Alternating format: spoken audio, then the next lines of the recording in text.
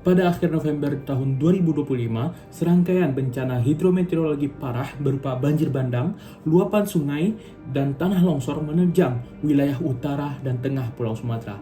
Bencana ini menerjang dan mengakibatkan kerusakan fatal di 3 provinsi, yaitu Aceh, Sumatera Utara, dan Sumatera Barat. Kondisi cuaca ekstrim selama beberapa hari ini telah memicu banjir dan longsor di mana-mana, dengan wilayah yang paling terdampak yaitu Aceh Tamiang, Agam, Sibolga, Tapanuli Utara, Tapanuli Tengah, dan Tapanuli Selatan. Bencana alam ini kemudian perlu dilihat sebagai bentuk penataan kewenangan yang belum harmonis antara pemerintah pusat dan pemerintah daerah, mulai dari pemberian izin pada aktivitas industri di kawasan lindung hingga kapasitas fiskal pemerintah yang masih minim untuk penanganan bencana daerah. Dalam situasi kritis ini, Pancasila sebagai dasar dan nilai utama negara Indonesia bukan sekedar menjadi pajangan di dinding kelas semata, melainkan Pancasila di sini berfungsi sebagai nafas perjuangan kita untuk menghadapi musibah yang terjadi pada Indonesia saat ini. Setidaknya, terdapat 3 nilai dalam sila Pancasila yang dapat kita ambil dari bencana ini. Sila pertama adalah sila kedua, yaitu kemanusiaan yang adil dan beradab. Sila ini dapat kita lihat dari empati dan aksi nyata yang dilakukan oleh masyarakat dan para relawan untuk memanusiakan manusia. Hal ini dapat kita lihat mulai dari respon cepat terhadap penyelamatan nyawa, kemudian pemenuhan terhadap hak korban yang mengalami musibah, kemudian dapat kita lihat terakhir dari solidaritas antar sesama untuk saling menolong dan mengutamakan hak asasi manusia dari bencana ini. Yang kedua adalah sila ketiga atau persatuan Indonesia.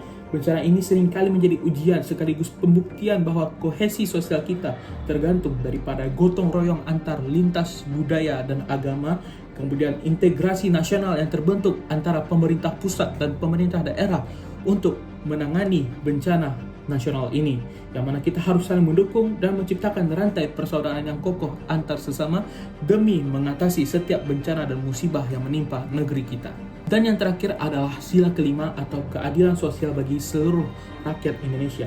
Sila ini kemudian menjadi kritik sekaligus panduan bagi kita dalam mitigasi dan rehabilitasi bencana setiap harinya.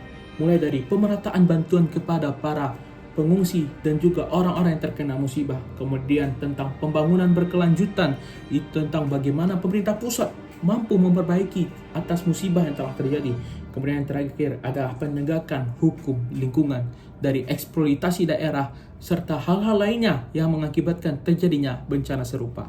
Pancasila berfungsi sebagai pedoman etis yang bersifat fundamental dalam penanggulangan bencana di Indonesia. Setiap nilai-nilai dari Pancasila, mulai dari sila pertama, sila kedua, ketiga, keempat, dan kelima memiliki nilai-nilai yang dapat dijadikan sebagai dasar atau pedoman dalam setiap aktivitas kita.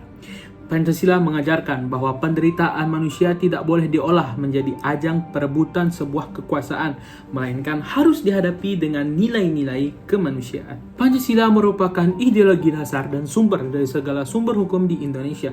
Dalam penanggulangan bencana daerah, nilai-nilai Pancasila menjadi dasar Undang-Undang Dasar 1945 sebagai landasan konstitusional bagi pemerintah pusat dan pemerintah daerah untuk bertindak cepat dan saling terkoordinasi. Ini berarti Pancasila memberikan arah kebijakan, norma, dan prinsip-prinsip kehidupan bernegara dalam merumuskan regulasi dan tindakan konkret untuk mengatasi, mitigasi, tanggap darurat, dan rehabilitasi pasca bencana.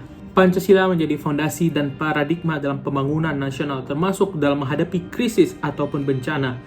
Presiden Joko Widodo, mantan Presiden Republik Indonesia ke-7, menegaskan bahwa keberhasilan Indonesia menghadapi krisis global disokong oleh Pancasila sebagai fondasi dasar.